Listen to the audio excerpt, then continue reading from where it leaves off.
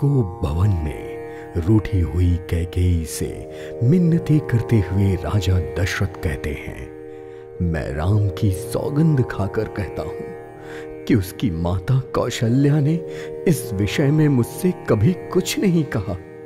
मैंने ही तुमसे बिना पूछे ये सब किया है। अब क्रोध छोड़ दो और मंगल वेश धारण करो। कुछ ही दिनों बाद भरत युवराज हो जाएंगे।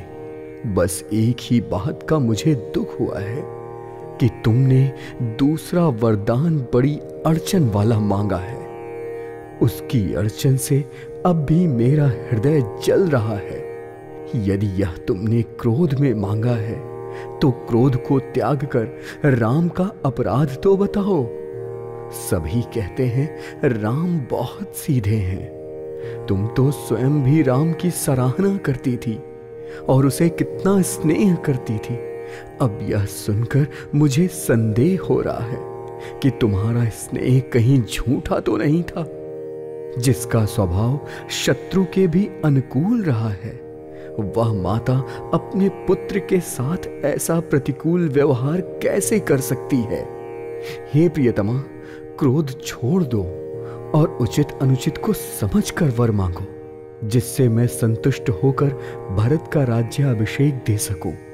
मछली चाहे बिन पानी के जीती रहे, सांप भी चाहे बिन मणि के दीन दुखी होकर जीता रहे, पर मैं बिना छल के कह रहा हूं, मेरा जीवन राम के बिना नहीं है।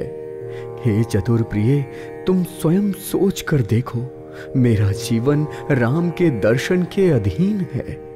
राजा के कोमल वचन सुनकर दुर्बुद्धि कैकेयी के मन में ईर्ष्या की अग्नि ऐसी धधकने लगी जैसे उसमें घी की आहुतियां डाली जा रही हों। और वह कहती है, आप चाहे जितना भी उपाय कर लें, यहां आपकी चालबाजी नहीं चलने वाली। या तो मैंने जो मांगा है वो दे दीजिए, नहीं तो अपयश का मन बना लीजिए। मुझे प्रपंच सुहाते नहीं है। राम साधु है तो आप सयाने साधु हैं, और राम की माता भी बहुत भली है।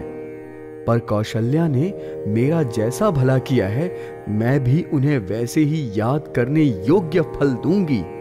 सुबह होते ही राम यदि मुनि का वेश धारण करके वन को नहीं जाते तो हे राजन, यह समझ लीजिए कि मेरा मरना और आपका अपयश निश्चित है। ऐसा कहकर कुटिल कैकेयी ऐसे उठ खड़ी हुई जैसे क्रोध की नदी उमड़ पड़ी हो, जो पाप रूपी पहाड़ से निकली और जिसमें क्रोध रूपी जल भरा हो, भयानक ऐसी कि देखी नहीं जाती। दोनों वरदान नदी के दोनों किनारे जैसे हैं और कैकेयी का हठ ही उसकी तीव्र धारा है।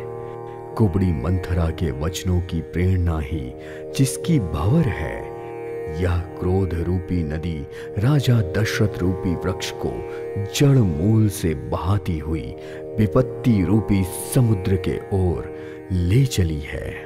यह सब देखकर राजा को समझ में आ गया कि बात वास्तव में सच्ची है। स्त्री के बहाने मृत्यु मेरे सर पर नाच रही है, पर इसके बावजूद भी राजा ने कैकेयी के चरण पकड़कर विनती की, तू सूर्य कुल रूपी वृक्ष के लिए कुल्हाड़ी ना बन।